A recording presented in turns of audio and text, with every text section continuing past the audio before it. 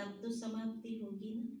तो जब तक झाड़ पूरा नहीं होगा तब तक समाप्ति का संकल्प ही नहीं उठना चाहिए।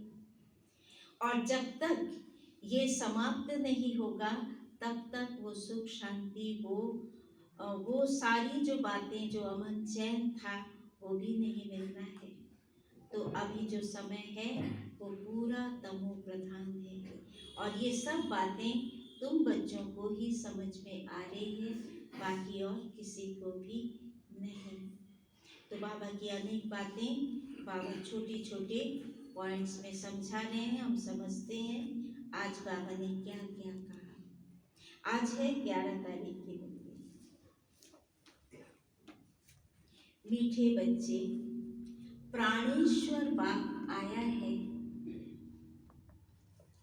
प्राणेश्वर बाप आया है तुम बच्चों को प्राण दान देने, तुम बच्चों को प्राण दान देने।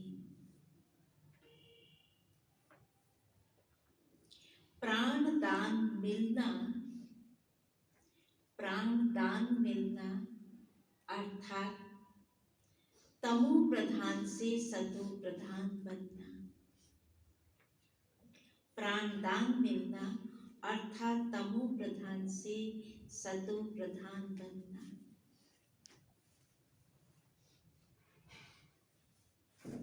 प्रश्न है, ड्रामा के हर राज को जानने के कारण, ड्रामा के हर राज को जानने के कारण कौन सी सीन तुम्हारे लिए नई नहीं है? ड्रामा के हर राज को जानने के कारण कौन सी सीन तुम्हारे लिए नई नहीं है?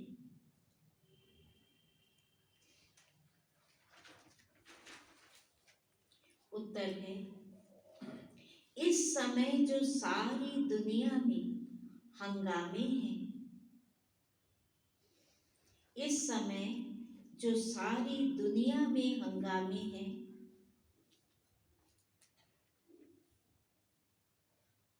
विनाश काले विपरीत बुद्धि बन अपने ही कुल का खून करने के लिए,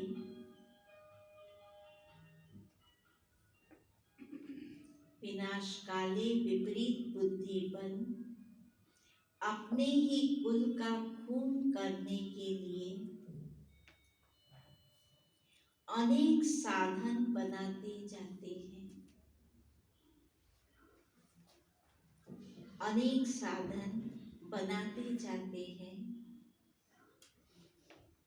यह कोई नई बात नहीं, यह कोई नई बात नहीं, क्योंकि तुम जानते हो, क्योंकि तुम जानते हो यह दुनिया तो बदलनी ही है। तुम जानते हो यह दुनिया तो बदलनी ही है। महाभारत लड़ाई के बाद ही,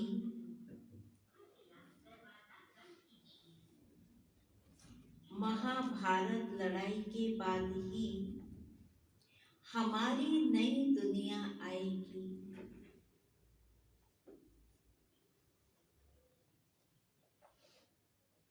महाभारत लड़ाई के बाद ही हमारी नई दुनिया आएगी।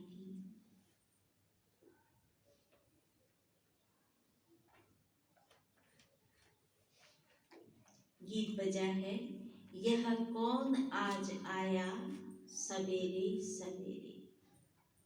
कौन आया सवेरे सवेरे? कौन आया? हम सब आत्माओं को जगाया शिव बाबा ने। ओम शांति। सवेरे सवेरे ये कौन आकर मुरली बजाते हैं?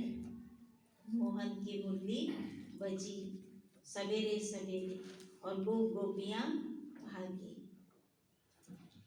तो कौन आकर मुरली बजाते हैं? दुनिया तो बिल्कुल ही घोर अंधियारे में है। तुम अभी मुरली सुन रहे हो। ज्ञान सागर पतित पावन प्राणेश्वर बाप से, वो है प्राण बचाने वाला ईश्वर। कहते हैं ना, हे ईश्वर इस दुख से बचाओ। वो हद की मदद मांगते हैं। अभी तुम बच्चों को मिलती है बेहद की मदद, क्योंकि बेहद का बाप है ना। तुम जानते हो आत्मा भी गुप्त है, बच्चों का शरीर प्रत्यक्ष है। आत्मा गुप्त है, आत्मा को कोई देख नहीं सकता, पर शरीर तो प्रत्यक्ष है ना, उसको तो सभी देख सकते हैं। तो बाप की श्रीमत है बच्चों प्रति। सर्व शास्त्रमयी शिरोमणि गीता मशहूर है, सिर्फ उनमें नाम डाल दिया है श्री कृष्ण का। अब तुम जानते हो श्रीमद् भगवान वाच, ये भी समझ गए हो कि भ्रष्टाचारी को श्रेष्ठाचारी बनाने वाला एक ही बाप है। वही नर से नारायण बनाते हैं। कथा भी है सत्यनारायण की, गाया जाता है अमर कथा। अमरपुरी का मालिक बनाने अथवा नर से नारायण बनाने की बात एक ही है। अमरपुरी का मालिक बनाने आए व अमर कथा एक ही बात है। ये है मृत्यु लोक। भारत ही अमरपुरी था, ये किसी को भी पता नहीं है। अमरपुरी का अर्थ क्या है? स्वर्ग, जहाँ मौत नहीं है। नहीं है, वहां कोई मरेगा नहीं, वहां कोई नहीं मरेगा, मरेगा नहीं वहां। अमरपुरी कह रहे हैं ना, अमरपुरी माना जहाँ मृत्यु नहीं है। मृत्यु है, मृत्यु है? देखो अभी पता ही नहीं है। अमरपुरी और मृत्यु लोक दोनों में अंतर है कि नहीं है? अमरपुरी में कोई मरेगा नहीं, मरेगा तो क्या होगा? चलता ही रहेगा 1250 वर्ष तक। छोड़ने के बाद उनको साक्षात्कार हो जाएगा कि हाँ, साक्षात्कार होगा। वहां की मौत माना जिसको कहते इच्छा मृत्यु, वो स्वयं ही शरीर छोड़ेंगे, उसको मृत्यु नहीं कहा जाता। मृत्यु माना काल खाएगा, माना उसको पता ही नहीं है, कोई आकर उसको ले जाएगा, उसको कहेंगे मृत्यु हुआ, उसको जाना पड़ा, लेकिन वह ऐसा जाना नहीं पड़ेगा। वहाँ साक्षात्कार होगा, उसको अपनी माँ दिखाई देगी, उसको अपना बचपन, मैं बच्चा हूँ बच्ची हूँ ये भी दिखाई देगा।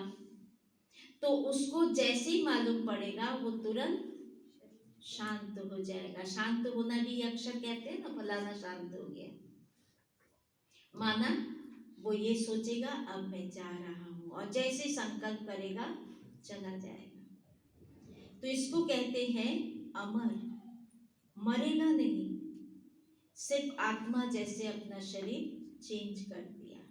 और यहाँ है मृत्यु, अपने को पता ही नहीं, इसलिए लोग रोते हैं चला गया। वह ऐसा नहीं होगा, वह बोलेगा। जाने वाला जो है वो अपने बच्चों को राजपाट देगा, उनका कॉरोनेशन शुरू होगा और इधर वो चलता बनेगा कि ठीक है तुम यहाँ मौज मनाओ और मैं चला वहाँ। और वो वहाँ जाएगा तो वहाँ खुशी मनाई जाएगी।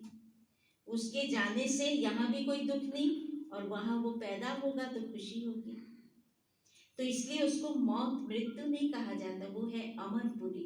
तो ऐसी मौत तो सबको चाहिए ना। कौन कहेगा कि मैं अभी खाते पीते बैठे सबके साथ बात कर रही हूँ और अचानक खींच लिया मुझे किसी ने, मेरे को जाना पड़ा, तो वो तो दुख की बात हो गई ना। जो सामने बैठे वो सब रोना शुरू कर देंगे, कहाँ चला गया। लेकिन वह ऐसा नहीं है, इसलिए उसको मृत्यु लोक नहीं कहते, उसको अमरपुरी कहते। तो कितना अंतर है वहाँ, इस मृत्यु लोक में कैसा मरना होता है, कैसा जाना होता है, और वहाँ भी जाना होता है तो वो खुशी खुशी, जैसे एक घर से दूसरे घर में गए, जैसे हम कहीं जाने के लिए तैयारी करते, वह ऐसा ही है। हम बोल करके जाएंगे, हमको खुद पता है हम कहाँ जा रहे हैं, किसके पास जा रहे हैं। यहाँ ऐसा है क्या? यहाँ पता ही नहीं है। इसीलिए हर एक को अपने मौत से ही पहले घबराहट होती है। अगर उसे पता चल जाए हमको मरना है, डॉक्टर कह दे कि बस तुम अब 2 दिन में मरने वाले हो, तो वो पहले से ही घबराएगा, क्योंकि उसको पता नहीं हमें कहाँ जाना है, कैसे जाना है। तो इसलिए यहाँ के लिए कहा जाता है मृत्यु लोक ये दुख पैदा करता, और वहाँ दुख नहीं, वहाँ खुशी है, इसलिए वो है अमरपुरी। तो ये किसी को भी पता नहीं है। यहाँ ही अमर बाबा ने पार्वतियों को सुनाया ना, एक पार्वती व एक द्रौपदी नहीं थी। यह तो बहुत बच्चे सुन रहे हैं। शिव बाबा सुनाते हैं ब्रह्मा के द्वारा। बाप कहते हैं मैं ब्रह्मा द्वारा मीठे मीठे बच्चों को समझाता हूँ। बाप ने समझाया है बच्चों को आत्माभिमानी जरूर बनना है। बाप ही बना सकते हैं। दुनिया में एक भी मनुष्य मात्र नहीं जिसको आत्मा का ज्ञान हो। आत्मा का ही ज्ञान नहीं है तो परमात्मा का ज्ञान कैसे हो सकता है? कह देते हैं हम आत्मा सो परमात्मा। कितनी भारी भूल में सारी दुनिया फंसी हुई है। भारी भूल जिसमें सारी दुनिया फंसी हुई है। बिल्कुल ही पत्थर बुद्धि है। विलायत वाले भी पत्थर बुद्धि कम नहीं है। विलायत वाले जिनको लोग समझदार समझते हैं, वो भी पत्थर बुद्धि कम नहीं है। ये भी बुद्धि में नहीं आता है कि हम ये जो बॉम्ब्स बना रहे हैं, ये तो अपना भी खून, सारी दुनिया का भी खून करने के लिए बना रहे हैं। तो इस समय बुद्धि कोई काम की नहीं रही है। अपने ही विनाश के लिए सारी तैयारी कर रहे हैं। तुम बच्चों के लिए यह कोई नई बात नहीं है। जानते हो ड्रामा अनुसार उन्हों का भी पाठ है। ड्रामा के बंधन में बांधे हुए हैं। पत्थर बुद्धि न हो तो ऐसे काम कर सकते हैं क्या? न हो, पत्थर बुद्धि अगर नहीं है तो ऐसा काम करेगा क्या? इसका मतलब पत्थर बुद्धि है। सारे कुल का विनाश कर रहे हैं। वंडर है ना, क्या कर रहे हैं? बैठे बैठे आज ठीक चल रहा है, कल मिलिट्री बिगड़ी तो प्रेसिडेंट को भी मार देते।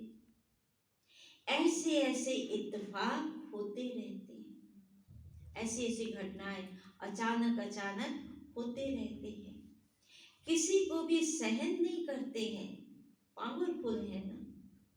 आजकल की दुनिया में हंगामा बहुत है। पत्थर बुद्धि भी अथाह है। अभी तुम बच्चे जानते हो विनाशकाली जो बाप से विपरीत बुद्धि है उनके लिए ही विनश्यन्ति गाया हुआ है। जो बाप से विपरीत है उनके लिए गायन है विनाशकाले विपरीत बुद्धि, विनश्यन्ति। अभी इस दुनिया को बदलना है। और ये भी जानते हो कि बरोबर महाभारत लड़ाई लगी थी। बाप ने राजयोग सिखाया था। शास्त्रों में तो टोटल विनाश दिखा दिया है, परंतु टोटल विनाश तो होता ही नहीं। शास्त्रों में क्या दिखाया? प्रलय होगी, सब खत्म हो गया। टोटल विनाश तो होता नहीं है, फिर तो प्रलय हो जाए, मनुष्य कोई भी ना रहे, सिर्फ 5 तत्व रह जाए। ऐसे तो हो नहीं सकता। प्रलय हो जाए तो फिर मनुष्य कहाँ से आए? और वो क्या दिखाते हैं कि श्री कृष्ण अंगूठा चूसता हुआ पीपल के पत्ते पर सागर में आया। बालक ऐसे आ कैसे सकता? ये छोटा सा बच्चा होगा, वो कैसे आएगा ऐसे? शास्त्रों में तो ऐसी ऐसी बातें लिखती हैं जो बात मत पूछो। अभी तुम कुमारियों द्वारा इन विद्वानों भीष्म पितामह आदि को भी ज्ञान बाण लगते हैं। वो भी आगे चलकर आएंगे। ये जो बड़े बड़े लोग हैं वो भी आगे चलकर आएंगे। विद्वान भीष्म पितामह जो आज नहीं सुन रहे हैं तुम्हारी बातें, हंसी उड़ाते हैं, उल्टा सुल्टा बोलते हैं, आगे चलकर आएंगे। जितना जितना तुम सर्विस में जोर भरेंगे, बाप का परिचय सबको देते रहेंगे, उतना तुम्हारा प्रभाव बढ़ेगा। हाँ, विघ्न भी पड़ेंगे। ये भी गाया हुआ है कि आसुरी संप्रदाय के इस ज्ञान यज्ञ में बहुत विघ्न पड़ते हैं। आसुरी संप्रदाय के विघ्न इस ज्ञान यज्ञ में बहुत पड़ते हैं। बेचारे पत्थर बुद्धि मनुष्य कुछ नहीं जानते। देखो बाबा को कितना तरस है, उनके प्रति भी गुस्सा नहीं है, तरस है कि बेचारे कुछ नहीं जानते। ये क्या है? कहते हैं इन्हों का तो ज्ञान ही न्यारा है। ये भी तुम समझते हो कि ये सब नई दुनिया के लिए नई बातें हैं। उनको ये भी तो नहीं समझता कि नई दुनिया बन गई है। तुम समझते हो कि नई दुनिया के लिए ये नई नई बातें हैं। बाप कहते हैं ये राजयोग तुमको और कोई सिखला नहीं सकेंगे। ज्ञान और योग बाप ही सिखला रहे हैं। सद्गति दाता एक ही बाप है, वही पतित पावन है, तो जरूर पतितों को ही तो ज्ञान देंगे ना। तुम बच्चे समझते हो हम पारस बुद्धि बन पारसनाथ बनते हैं। मनुष्यों ने मंदिर कितने ढेर बनाए, परंतु वो कौन है, क्या करके गए हैं, अर्थ कुछ भी नहीं समझते। पारसनाथ का भी मंदिर है, परंतु किसी को भी पता नहीं है। भारत पारसपुरी था, सोने हीरे जवाहरातों के महल थे। कल की बात है, वो तो लाखों वर्ष कह देते हैं सिर्फ एक सतयुग को, और बाप कहते हैं सारा ड्रामा ही 5000 वर्ष का है। इसलिए कहा जाता है आज का भारत क्या है और कल का भारत क्या था। लाखों वर्ष की तो किसी को स्मृति रह न सके। अगर लाखों साल कहेंगे तो किसी की बुद्धि में आएगी नहीं लाखों साल पहले कैसी दुनिया थी। तुम बच्चों को अब स्मृति मिली है। जानते हो बाबा हर 5000 वर्ष बाद आकर हमको स्मृति दिलाते हैं। तुम बच्चे स्वर्ग के मालिक थे। 5000 वर्ष की ही बात है। कोई से भी पूछा जाए इन लक्ष्मी नारायण का राज्य कब था, कितने वर्ष हुए, तो लाखों वर्ष कह देंगे। तुम समझा सकते हो यह तो 5000 वर्ष की ही बात है। कहते भी हैं क्राइस्ट से इतना समय पहले पैराडाइज था। बाप आते ही हैं भारत में। ये भी बच्चों को समझाया है कि बाबा की जयंती मनाते हैं तो जरूर कुछ करने आया होगा। जब उसका जन्मदिन मना रहे हैं तो वो कुछ तो करने आया होगा ना भारत में। पतित पावन है तो जरूर आकर पावन बनाता होगा। ज्ञान सागर है तो जरूर ज्ञान ही देंगे ना। योग में बैठो, अपने को आत्मा समझ बाप को याद करो, तो ये ज्ञान हुआ ना। वो तो है ही हठ योगी, टांग टांग पर चढ़ाकर बैठ जाते हैं, क्या क्या करते हैं। तुम माताएं तो ऐसा कर ना सको, तुम ऐसे कभी बैठ भी ना सको। भाई माताएं बहनें बच्चे ये टांग पर टांग चढ़ाकर ऐसे बैठ सकेंगे क्या? वो तो दिखाते हैं ना, बिना खाए पिए चलते हैं, लकड़ी जैसे होते हैं, तो वो टांग पर टांग चढ़ा देंगे। यहाँ तो सब खाए पिए लोग हैं, बैठ ही नहीं सकेंगे ऐसा। तो बाबा बोले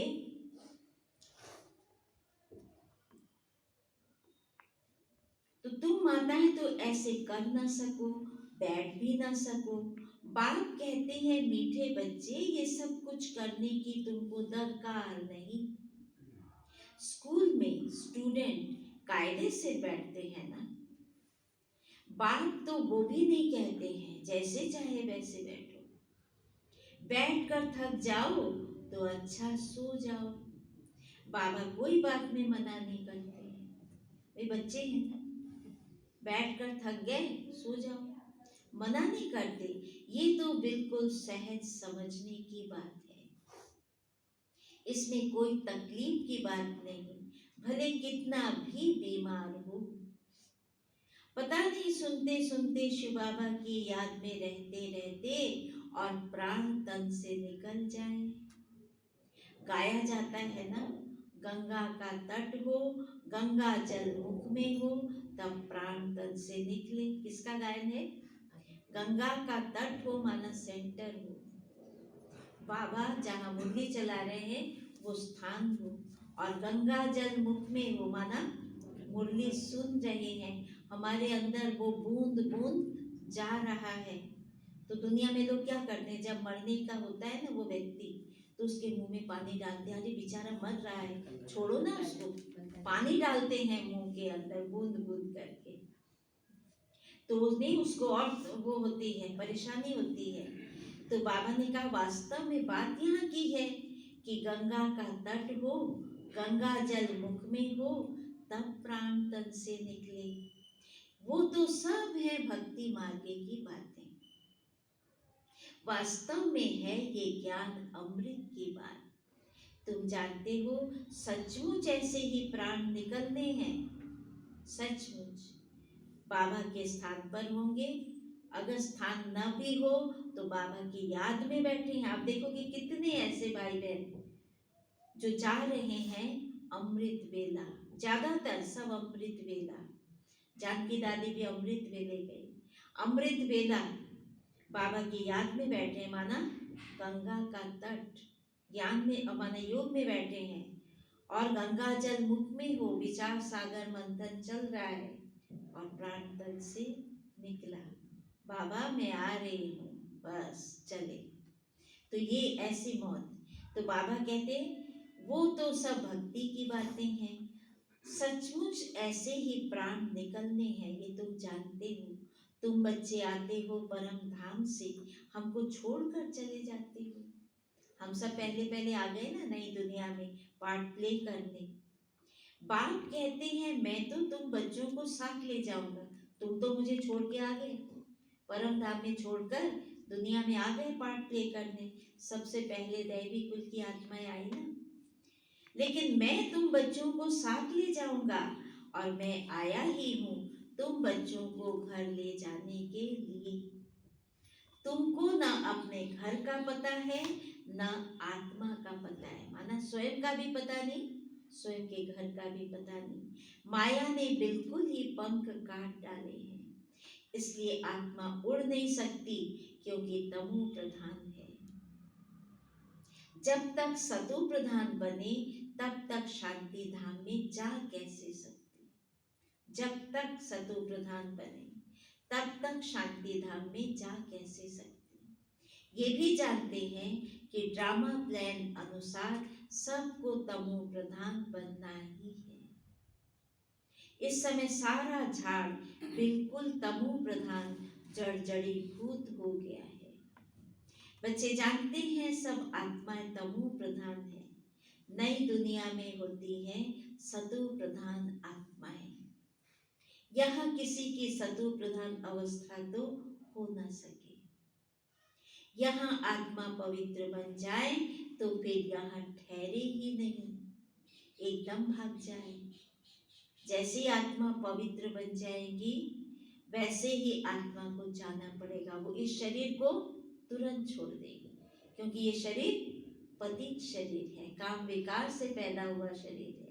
तो इस शरीर को आत्मा नहीं सहन कर पाएगी। जैसी पावन बनेगी आत्मा चली जाएगी। सब भक्ति करते ही हैं मुक्ति के लिए अथवा शांति धाम में जाने के लिए, परंतु कोई भी वापस जा नहीं सकते। लॉ नहीं कहता कोई भी आत्मा वापस घर नहीं जा सकती। बाप ये सब रास बैठ समझाते हैं धारण करने के लिए। फिर भी मुख्य बात है बाप को याद करना, स्वदर्शन चक्रधारी बनना, ये है मुख्य बात। बाबा को याद करो, स्वदर्शन चक्र को घुमाते जाओ। बीज को याद करने से सारा झाड़ बुद्धि में आ जाएगा। झाड़ पहले छोटा होता है फिर बड़ा होता जाता है। अनेक धर्म है ना, तुम एक सेकंड में जान लेते हो। दुनिया में किसी को भी पता नहीं है मनुष्य सृष्टि का बीज रूप सबका एक बाप है। बाप कभी सर्वव्यापी थोड़ी हो सकता। बड़े से बड़ी भूल है यह। कौन सी भूल है? कि बाप सर्वव्यापी है। तुम समझाते भी हो, मनुष्य को कभी भगवान नहीं कहा जाता। बाप बच्चों को सब बातें सहज करके समझाते हैं। कितना सहज बाबा समझा रहे हैं। फिर जिनकी तकदीर में है, निश्चय है, तो वो जरूर बाप से वर्षा लेंगे।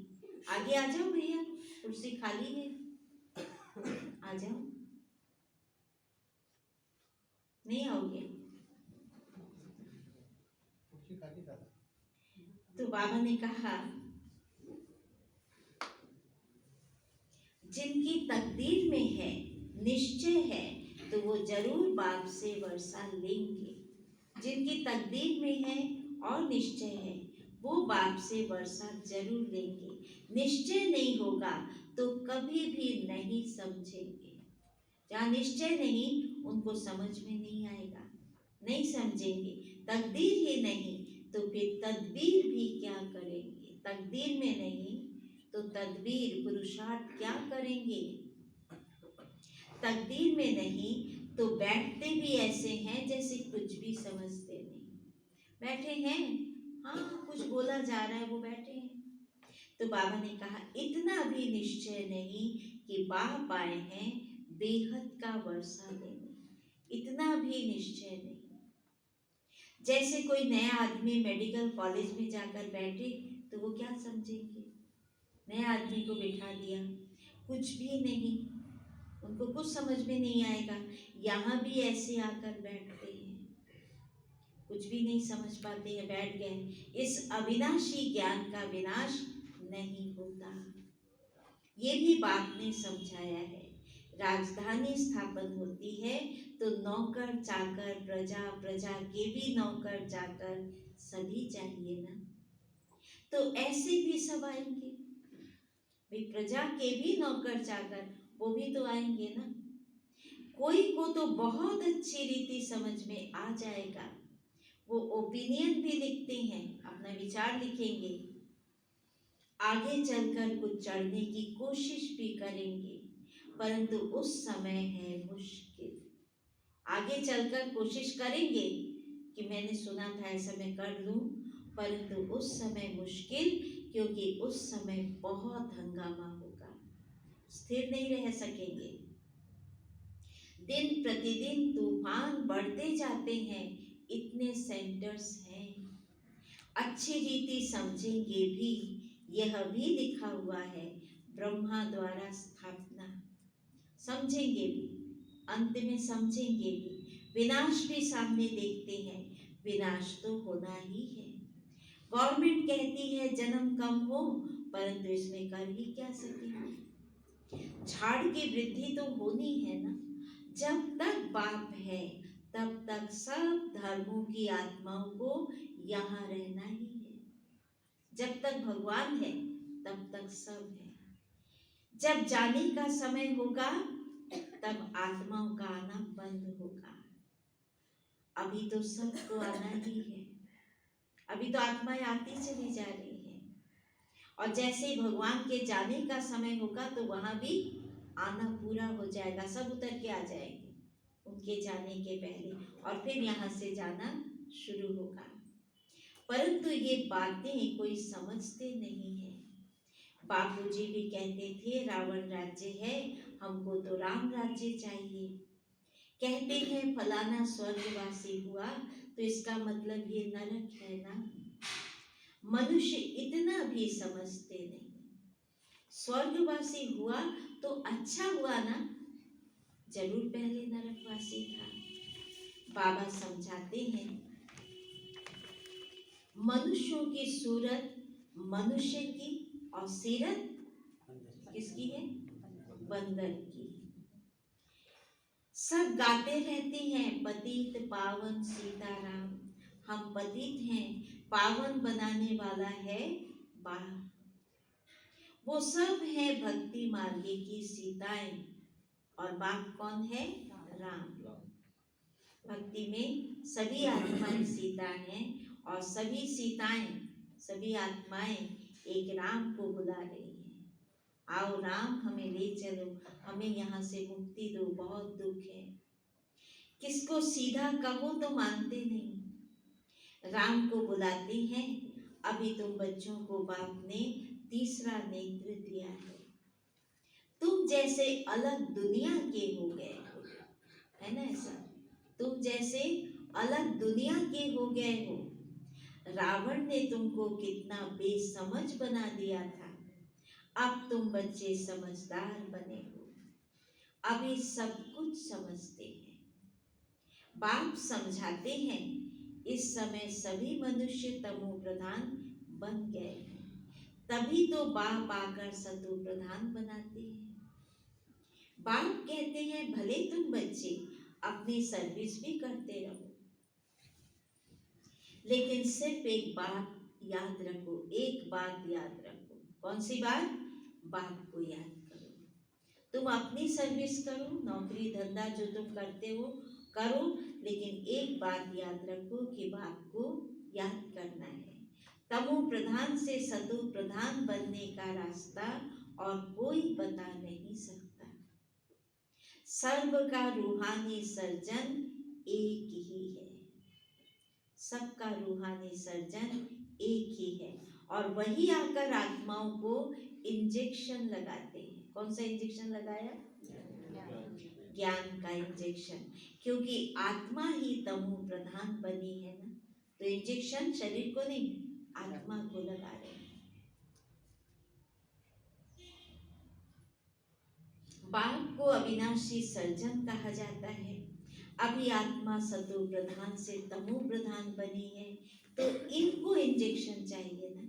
किसको? आत्मा को चाहिए। बाप कहते हैं बच्चे अपने को आत्मा निश्चय करो और अपने बाप को याद करो। बाबा कहते हैं अपने को आत्मा समझो और अपने पिता परमात्मा को याद करो। बुद्धि योग ऊपर में लगाओ, बुद्धि योग ऊपर। जीते जी फांसी पर लटक जाओ, ऊपर लगाओ माना फांसी को, अर्थात बुद्धि योग स्वीट होम में लगाओ। हमको स्वीट साइलेंस होम में जाना है। निर्वाण धाम को ही स्वीट साइलेंस होम कहा जाता है। तो बुद्धि योग कहाँ लगाओ? अपने घर स्वीट साइलेंस होम में लगाओ। समझा? अच्छा। मीठे मीठे सिके लगे बच्चों प्रति माता पिता बाप दादा का याद प्यार और गुड मॉर्निंग। रूहानी बाप की रूहानी बच्चों को नमस्ते।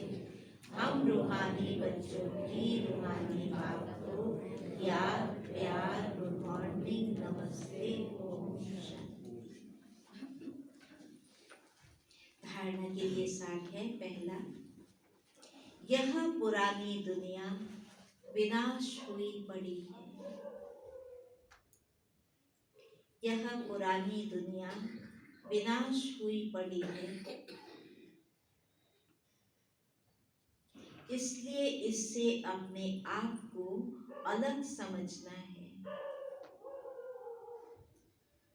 इसलिए इससे अपने आप को अलग समझना है।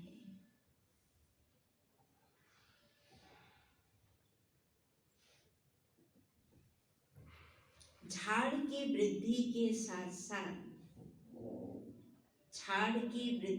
साथ साथ जो विघ्नों रूपी तूफान आते हैं,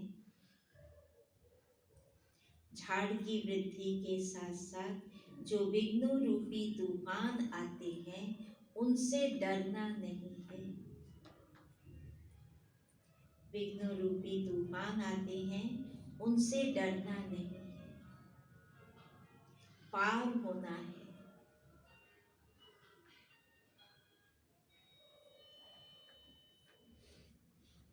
दूसरा, आत्मा को सतो प्रधान बनाने के लिए, आत्मा को सतो प्रधान बनाने के लिए अपने को ज्ञान योग का इंजेक्शन देना है। आत्मा को सतो प्रधान बनाने के लिए अपने को ज्ञान योग का इंजेक्शन देना है।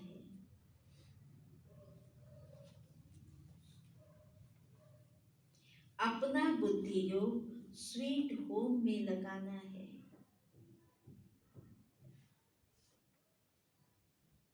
अपना बुद्धि योग स्वीट होम में लगाना है।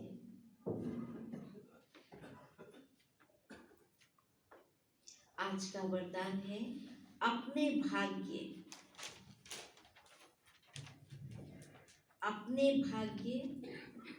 और भाग्य विधाता की स्मृति द्वारा, अपने भाग्य और भाग्य विधाता की स्मृति द्वारा सर्व उलझनों से मुक्त रहने वाले, सर्व उलझनों से मुक्त रहने वाले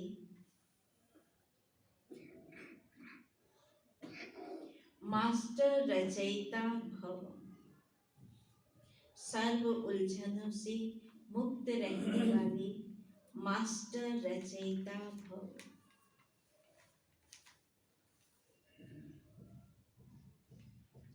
डिटेल है, सदा वाह मेरा भाग्य और वाह भाग्य विधाता, सदा वाह मेरा भाग्य और वाह भाग्य विधाता।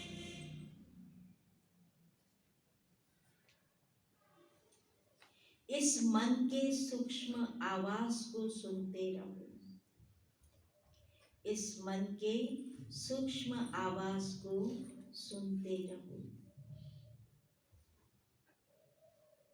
और खुशी में नाचते रहो।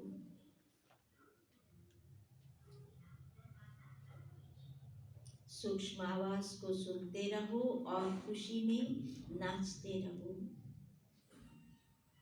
जानना था वो जान लिया, जानना था वो जान लिया, पाना था वो पा लिया, पाना था वो पा लिया। इसी अनुभवों में रहो, इसी अनुभवों में रहो तो सर्व उलझनों से मुक्त हो जाएंगे। इसी अनुभवों में रहो तो सर्व उलझनों से मुक्त हो जाएंगे। अब उलझी हुई आत्माओं को निकालने का समय है।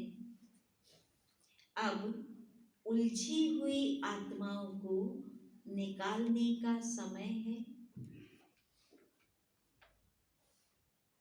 इसलिए मास्टर सर्वशक्तिमान हूँ, इसलिए मास्टर सर्वशक्तिमान हूँ,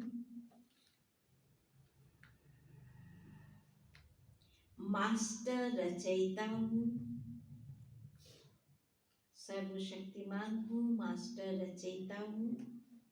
इस स्मृति से बचपन की छोटी छोटी बातों में समय नहीं गवाओ। इस स्मृति से बचपन की छोटी छोटी बातों में समय नहीं गवाओ।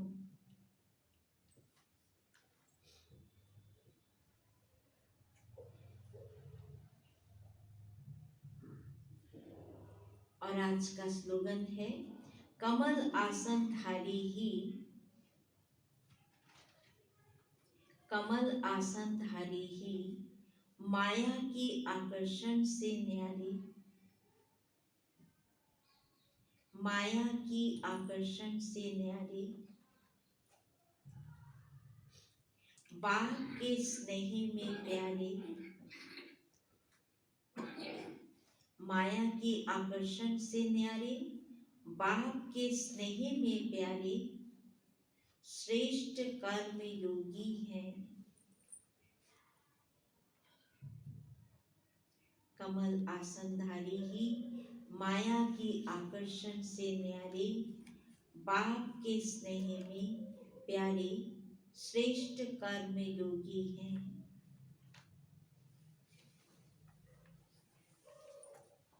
सुना, बाबा ने कहा श्रेष्ठ कर्म योगी कौन है?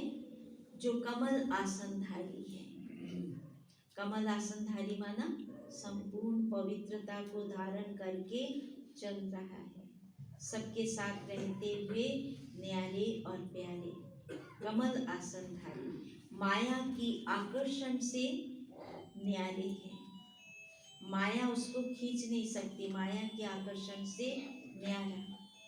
और बाप के स्नेह में प्यारे। किसका प्यारा है? बाप के स्नेह में वो प्यारा है। बाबा से प्यार है, बाकी माया संसार, माया माना संसार से न्यारे है। रहते सबके साथ लेकिन न्यारे रहते, कमल फूल जैसे। वो है श्रेष्ठ कर्म योगी। और वरदान में कहा, सदा वाह मेरा भाग्य और वाह भाग्य विधाता। मन में इस सूक्ष्म आवाज को सुनते रहो और खुशी में नाचते रहो। कौन सी आवाज मन के अंदर है? वाह मेरा भाग्य और वाह भाग्य विधाता। घड़ी घड़ी कहते रहो, वाह मेरा भाग्य। सुनते रहो और नाचते रहो। जानना था जान लिया, पाना था पा लिया, इसी अनुभवों में रहो। यही अनुभव सदा करते रहो तो सर्व उलझनों से मुक्त हो जाएंगे। उलझन कहाँ है? जहाँ हम हर बातों में फंसते हैं। हमने जान लिया, हमने पा लिया, इसलिए हमें और किसी बातों के आकर्षण में नहीं जाना है। जितनी आवश्यकता है उतना किया, बाकी छोड़ते जाओ, जरूरत नहीं है। तो इसीलिए बाबा ने कहा सर्व उलझनों से मुक्त रहेंगे। उलझन वहाँ है जहाँ जानकर पाकर भी हम उन्हीं बातों में फंसते हैं। अब उलझी हुई आत्माओं को निकालने का समय है। हमें उलझना नहीं है, लेकिन जो उलझे हुए हैं उनको निकालो। इसीलिए मास्टर सर्वशक्तिमान हूँ। हमेशा क्या सोचो, मैं कौन हूँ? मैं मास्टर सर्वशक्तिमान हूँ। शिव बाबा मेरा पिता है, मैं उसका बच्चा मास्टर सर्वशक्तिमान हूँ। घड़ी घड़ी ये सोचो, मैं कौन हूँ और मैं मास्टर रचयिता हूँ। ये सोमान को बार बार सोचो और इस स्मृति से, जितना इस बात को सोचोगे, इस स्मृति से बचपन की छोटी छोटी बातों में समय नहीं गवाओ। इसको ही सोचो। बाकी दुनिया में जो बातें दिखाई दे रही सब छोटी छोटी बातें, ये होती आई है, होती रहेगी। इन बातों में समय नहीं गवाओ। जैसे छोटे बच्चों को साथ में लेकर चलो ना, तो हर एक बात को देखकर पूछे, वो क्या है, ये ऐसा क्या है, बोलो ना, वो देखो क्या है, ये कौन जा रहा है। तो बार बार जैसे वो छोटी छोटी बातों को लेकर नहीं पूछता रहेगा, परेशान होता रहेगा, उलझता रहेगा। नहीं बोलोगे तो परेशान हो जाएगा वो। तो बोलना पड़ता है उसको खुश करने के लिए। तो बाबा ने कहा तुम बच्चों को भी अब दुनिया की सब बातों को तुमने जान लिया, तुमने पा लिया, इसलिए उन बातों में उलझो नहीं, बल्कि जो उलझे हुए हैं उनको निकालो, उनको सुलझाओ। ठीक है, तो इसलिए वरदान क्या है? अपने भाग्य और भाग्य विधाता की स्मृति द्वारा सर्व उलझनों से मुक्त रहने वाले मास्टर रचयिता भव, मैं ही रचना करने वाली हूँ, मैं मास्टर रचयिता हूँ। ठीक है, इस स्मृति में रहेंगे तो और बातें सब खत्म हो जाएगी। बाकी आप लोगों को बताया